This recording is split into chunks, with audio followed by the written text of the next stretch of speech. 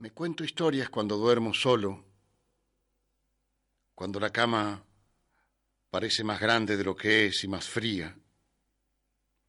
Pero también me las cuento cuando Niágara está ahí y se duerme antes que yo, se enrolla como un caracolito y se duerme entre murmullos complacientes, casi como si también ella se estuviera contando una historia.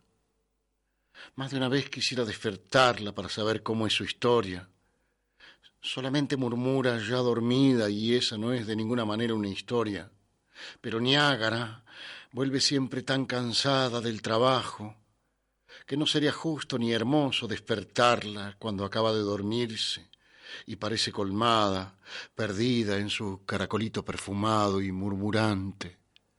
De modo que la dejo dormir y me cuento historias yo, lo mismo que en los días en que ella tiene horario nocturno y yo duermo solo en esa bruscamente enorme cama. Las historias que me cuento son cualquier cosa, pero casi siempre conmigo en el papel central, una especie de Walter Mitty porteño que se imagina en situaciones anómalas o estúpidas, o de un intenso dramatismo muy trabajado para que el que sigue la historia se divierta con el melodrama o la cursilería o el humor que deliberadamente le pone el que la cuenta, porque Walter Mitty suele tener también su lado Jekyll y Hyde. Desde luego la literatura anglosajona ha hecho estragos en su inconsciente y las historias le nacen casi siempre librescas y como armadas para una imprenta igualmente imaginaria. La sola idea de escribir las historias que me cuento antes de dormirme me parece inconcebible por la mañana. Y además un hombre tiene que tener sus lujos secretos, sus callados despilfarros, cosas que otros aprovecharían hasta la última migaja. Y hay también la superstición. Desde siempre me he dicho que si pusiera por escrito cualquiera de las historias que me cuento, esa historia sería la última, por una razón que se me escapa, pero que acaso tiene que ver con nociones de transgresión o de castigo. Entonces no, imposible imaginarme esperando el sueño junto a Niágara, o solo, pero sin poder contarme una historia, teniendo que imbécilmente numerar corderitos, o todavía peor, recordar mis jornadas cotidianas tan poco recordables. Todo depende del humor del momento, porque nunca se me ocurriría elegir un cierto tipo de historia. No. Apenas apago o apagamos la luz y entro en esa segunda y hermosa capa de negrura que me traen los párpados. La historia está ahí, un comienzo casi siempre incitante de historia.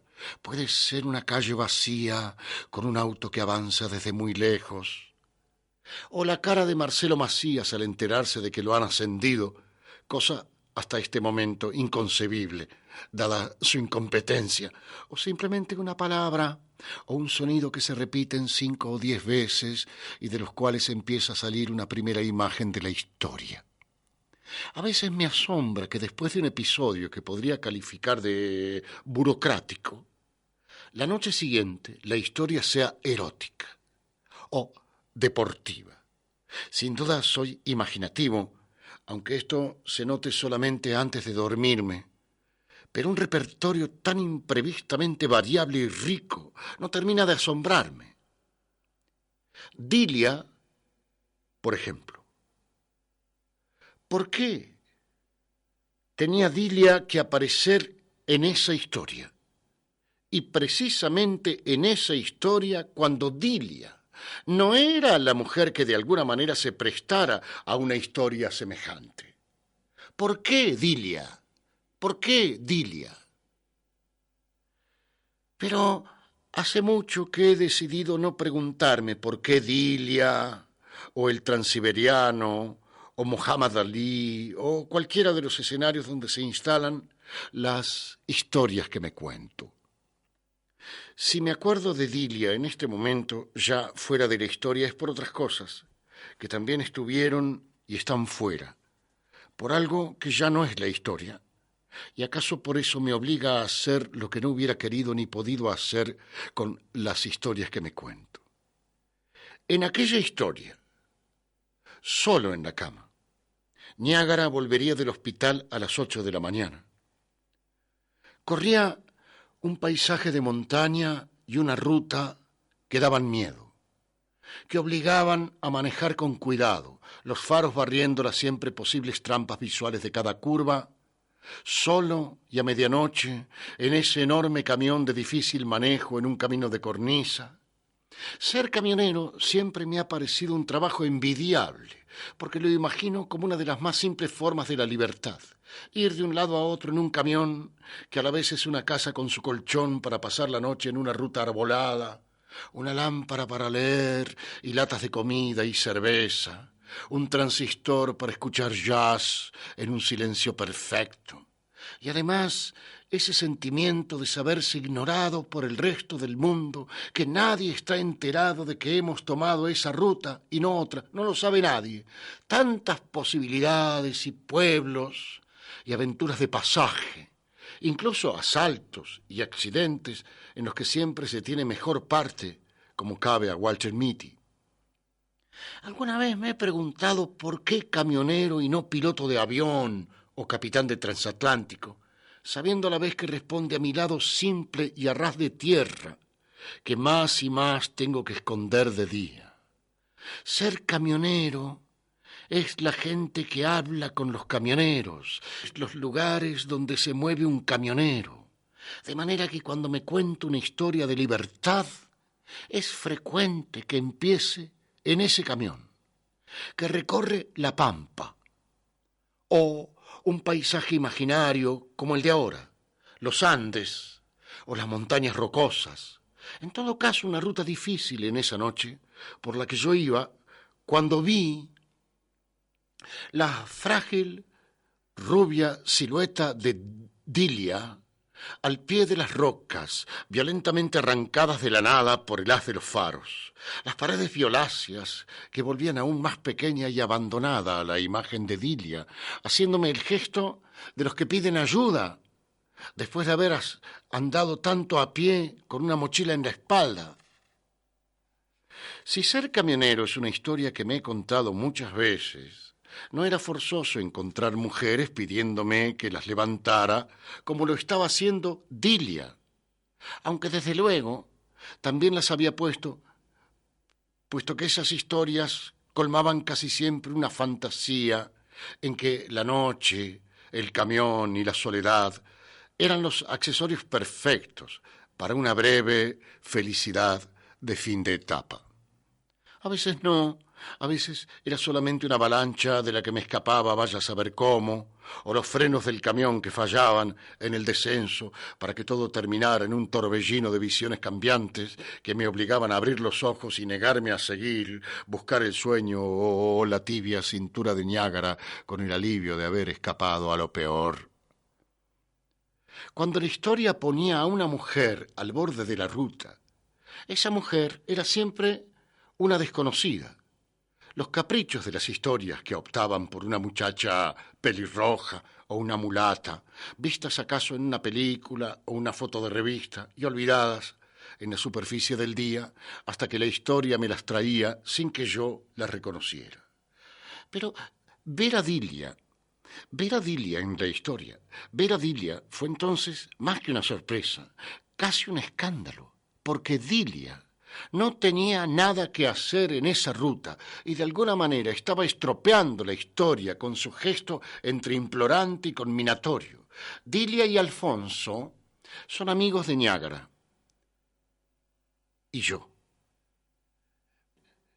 Amigos que Niágara y yo vemos de tiempo en tiempo, viven en órbitas diferentes y solo nos acerca una fidelidad de los tiempos universitarios, la estima por temas y gustos comunes, cenar de cuando en casa de ellos o acá, seguirlos de lejos en su vida de matrimonio con un bebé y bastante plata.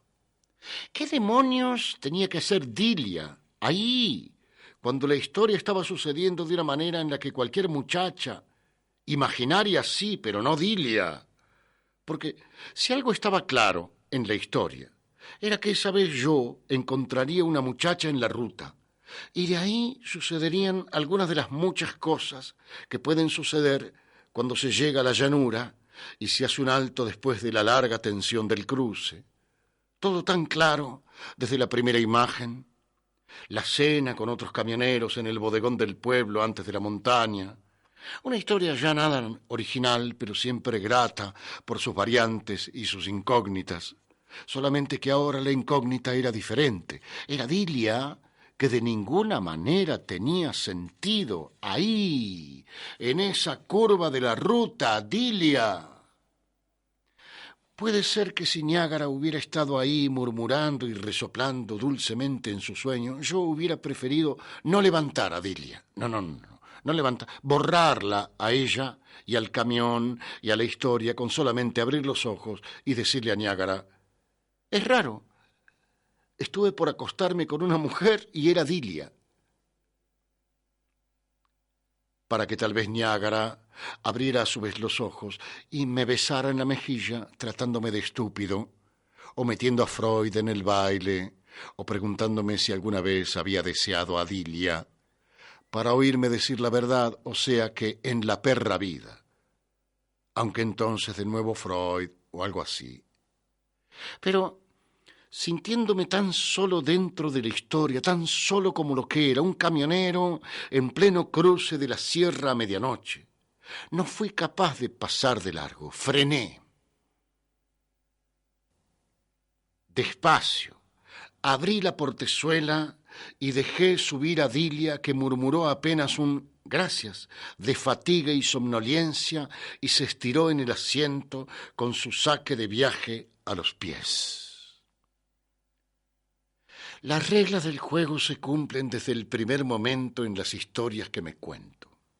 Dilia era Dilia, pero en la historia yo era un camionero y solamente eso para Dilia.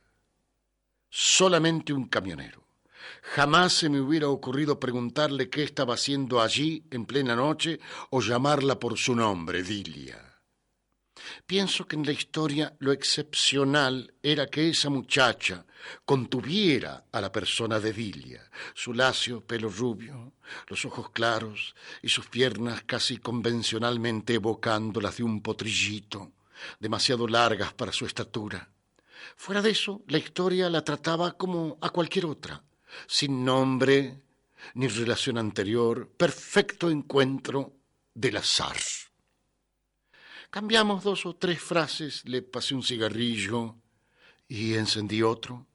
Empezamos a bajar la cuesta, como tiene que bajarla un camión pesado, mientras Dilia se estiraba todavía más, fumando desde un abandono y un sopor que le lavaban de tantas horas de marcha y acaso de miedo en la montaña. Pensé que iba a dormirse enseguida y que era agradable imaginarla así hasta la planicie allá abajo. Pensé que acaso hubiera sido amable invitarla a irse al fondo del camión y tirarse en una verdadera cama. Pero jamás en una historia las cosas que me habían permitido hacer eso, porque cualquiera de las muchachas me hubiera mirado con esa expresión entre amarga y desesperada de la que imagina las intenciones inmediatas y busca casi siempre la manija de la portezuela y la fuga necesaria. Tanto en las historias como en la presumible realidad de cualquier camionero, las cosas no podían pasar así. Había que hablar, fumar, hacerse amigos, obtener desde todo eso la aceptación casi siempre silenciosa de un alto en un bosque o un refugio, la aquiescencia para lo que vendría luego, para que ya no era amargura ni cólera, simplemente compartir lo que ya se estaba compartiendo desde la charla, los cigarrillos y la primera botella de cerveza bebida del gollete entre 2 virajes. La dejé dormir entonces. La historia tenía ese desarrollo que siempre me ha gustado en las historias que me cuento. La descripción minuciosa de cada cosa y de cada acto. Una película lentísima para un goce que progresivamente va ascendiendo por el cuerpo y las palabras y los silencios. Todavía me pregunté por qué Dilia esa noche, pero casi enseguida dejé de preguntármelo. Ahora me parecía tan natural que Dilia estuviera allí, entredormida a mi lado, aceptando de vez en cuando un nuevo cigarrillo o murmurando una explicación de por qué ahí, en plena montaña, que la historia embrollaba hábilmente entre bostezos y frases rotas, puesto que nadie hubiera podido explicar que Dilia estuviera ahí, en lo más perdido de esa ruta, a medianoche. En algún momento dejó de hablar y me miró sonriendo, esa sonrisa de muchacha que Alfonso, su esposo, nuestro amigo, Alfonso, calificaba de compradora, y yo le di mi nombre de camionero. Siempre Oscar, en cualquiera de las historias, y ella dijo Dilia. Y agregó, como agregaba siempre, que era un nombre idiota por culpa de una tía lectora de novelas rosas, y casi increíblemente pensé que no me reconocía, que en la historia yo era Oscar, el camionero, y que ella no me reconocía. Después es todo eso que las historias me cuentan, pero que yo no puedo contar como ellas, solamente fragmentos inciertos, hilaciones acaso falsas. El farol alumbrando la mesita plegadiza en el fondo del camión estacionado entre los árboles de un refugio, el chirrido de los huevos fritos, después del queso y dulce, Dilia mirándome como si fuera a decir algo y diciendo que no diría nada, que no era necesario explicar nada para bajarse del camión y desaparecer bajo los árboles, yo facilitándole las cosas con el café, ya casi listo y hasta una tacita de grapa, los ojos de Dilia que se iban cerrando entre trago y frase, mi descuidada manera de llevar la lámpara hasta el taburete, al lado del colchón, agregar una cobija por si más tarde el frío, decirle que me iba adelante a cerrar bien las portezuelas por las dudas. Nunca se sabía en esos tramos desiertos. Y ella bajando los ojos y diciendo, ¿sabes? No te vayas a quedar allí a dormir en los asientos, sería idiota. Y yo dándole la espalda para que no me viera la cara, donde a lo mejor había un vago asombro por lo que me estaba diciendo. Dilia, aunque desde luego siempre sucedía así una u otra manera, a veces la indiecita hablaba de dormir en el suelo o la gitana se refugiaba en la cabina y había que tomarla por la cintura y derivarla hacia adentro, llevarla a la cama, aunque se debatiera, pero Dilia no. Dilia, lentamente yendo de la mesa hacia la cama, con una mano buscando ya el cierre de los jeans, esos gestos que yo podía ver en la historia, aunque estuviera de espaldas, y entrando en la cabina para darle tiempo, para decirme que sí, que todo sería como tenía que ser, una vez más, una secuencia ininterrumpida y perfumada.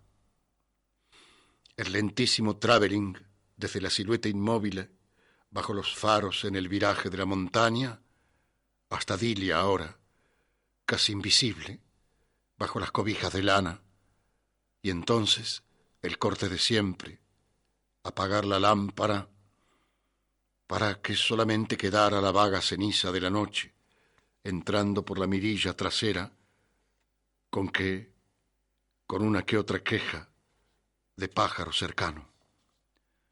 Esa vez la historia duró interminablemente, porque ni Dilia ni yo queríamos que terminara.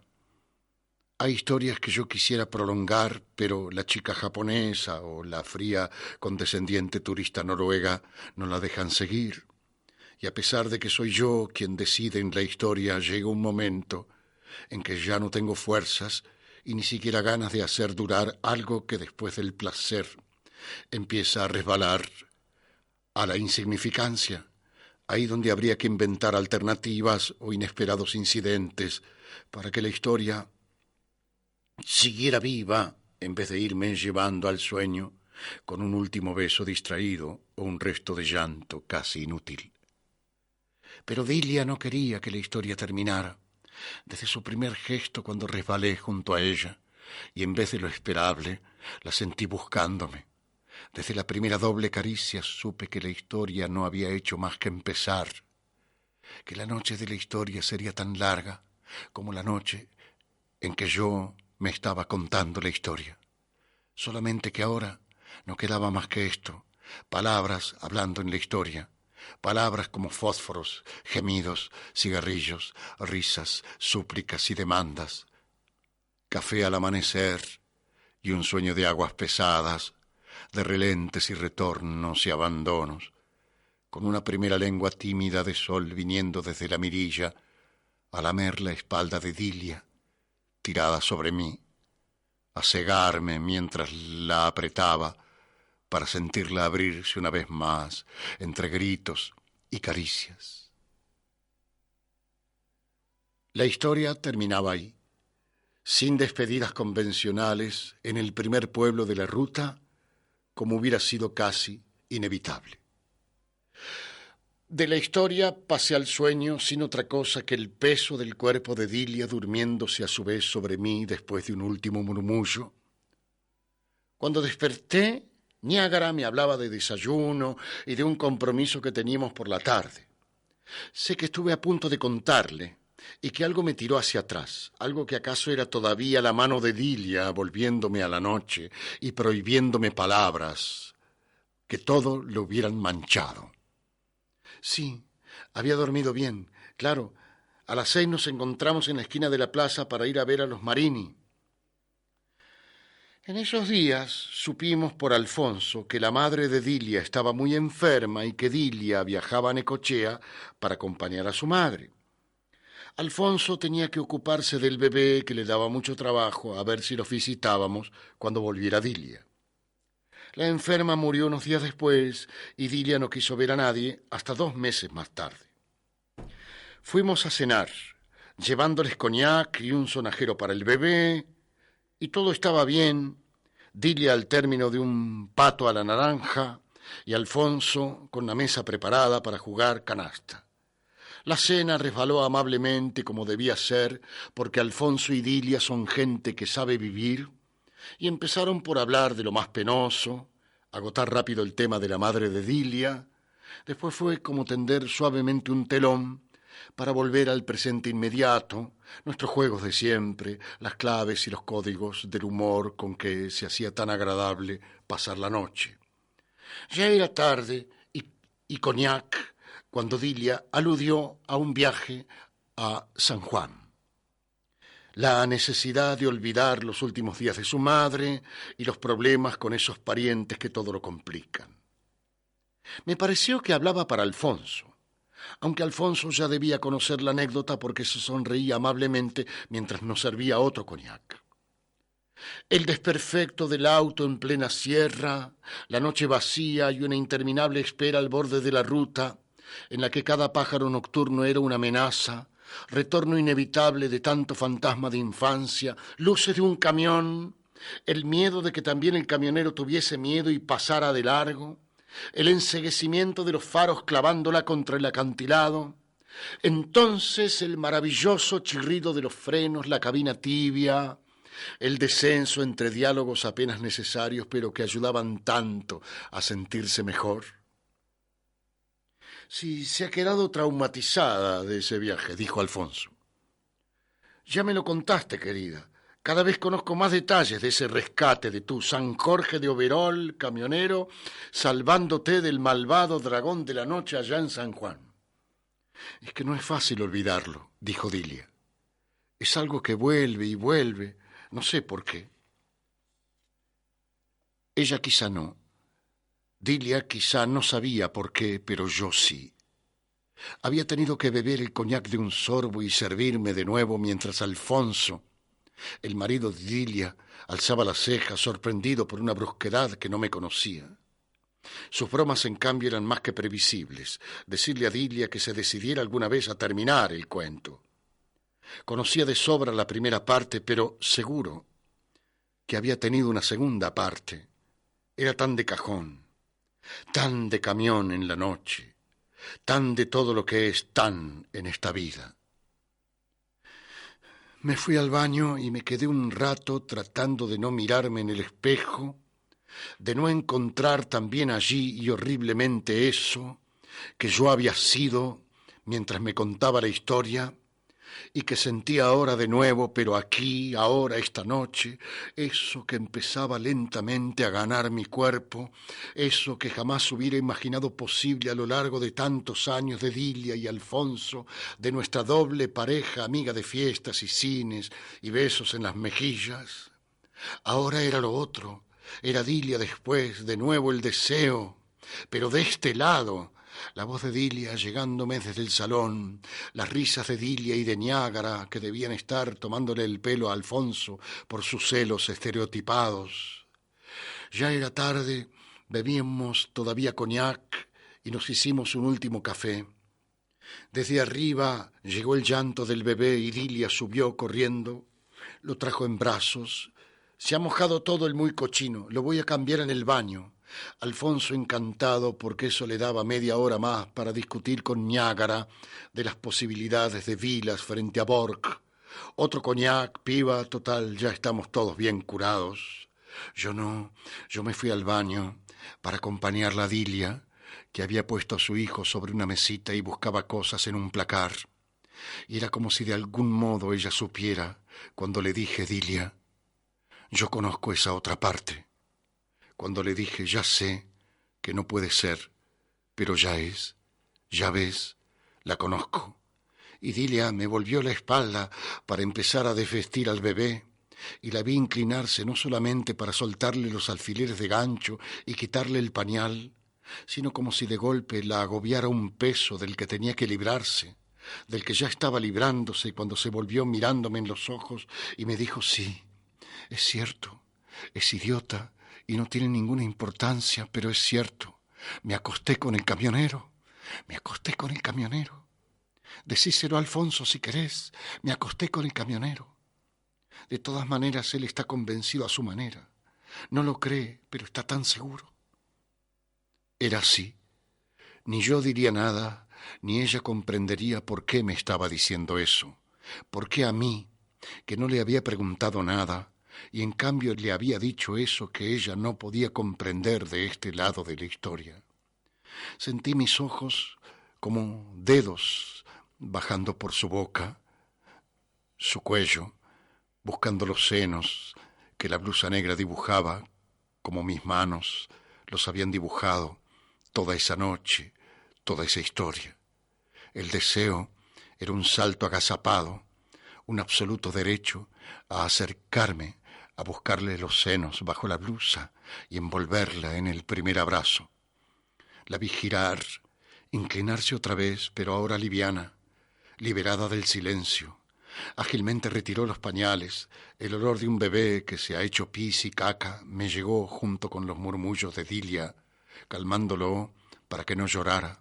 Vi sus manos que buscaban el algodón y lo metían entre las piernas levantadas del bebé. Vi sus manos limpiando al bebé en vez de venir a mí, como habían venido en la oscuridad de ese camión que tantas veces me había servido en las historias que me cuento.